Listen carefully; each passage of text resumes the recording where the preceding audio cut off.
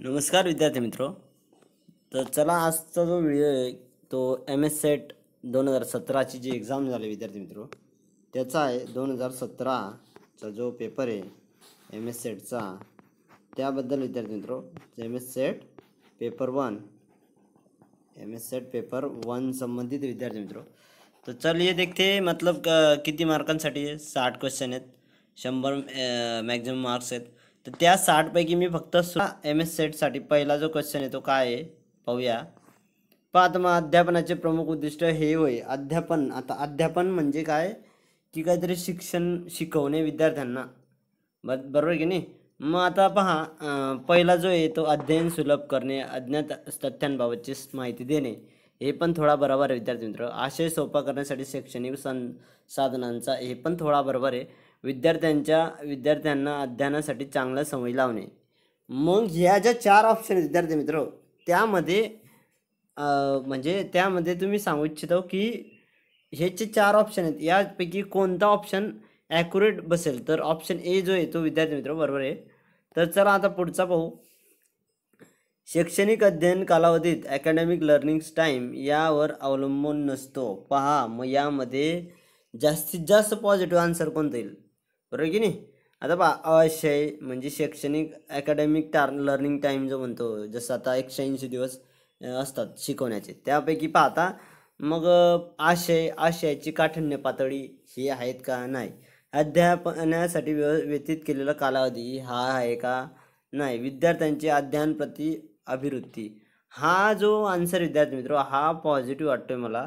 म्हणजे जो D option आहे तो राईट आहे विद्यार्थी मित्र. आता पहा तिसरा जो आहे उत्तम शिक्षकाचा अत्यावश्यक गुणविशेष डॅश डॅश हा आहे. म्हणजे उत्तम शिक्षक काय आहेत की जे चांगल्या प्रकारे शिकवतात.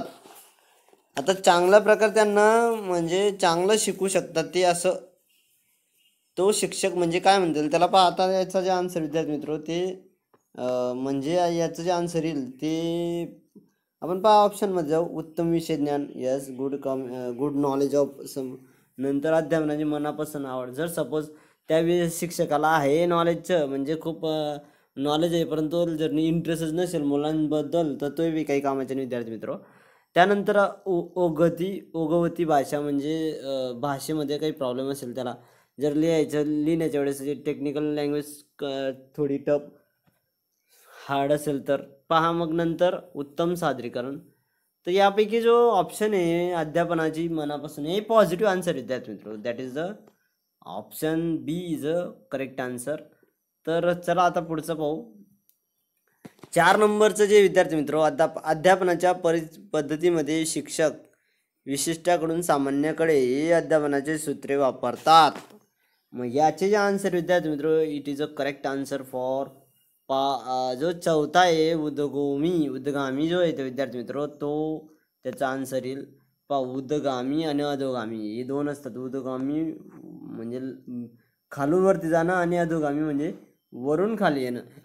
जसं प्रिन्सिपल सरने ऑर्डर दिली शिक्षकाला, शिक्षक शिपाईला ऑर्डर दिली, आणि वरून खालून वरती जाणं म्हणजे शिपाई हा प्रिन्सिपल सरांना सांगतो की हे प्रॉब्लेम, किंवा शिपाई हा शिक्षकाला सांगेल, शिक्षक प्रिन्सिपल सरांना सांगेल. असं हे 4 आन्सर झाले विद्यार्थी मित्र. 5वं पाहू आपण. शैक्षणिक साहित्याची टीचिंग एड्स यावर निवड प्रामुख्याने अवलंबून डॅश डॅश यावर अवलंबून असते. विद्यार्थ्याचे वय, विद्यार्थ्याची अभिरुची, विद्यार्थ्याचे वय व त्याची प्रेरणा, विद्यार्थ्यांचे शैक्षणिक स्तर व त्यांचे वय.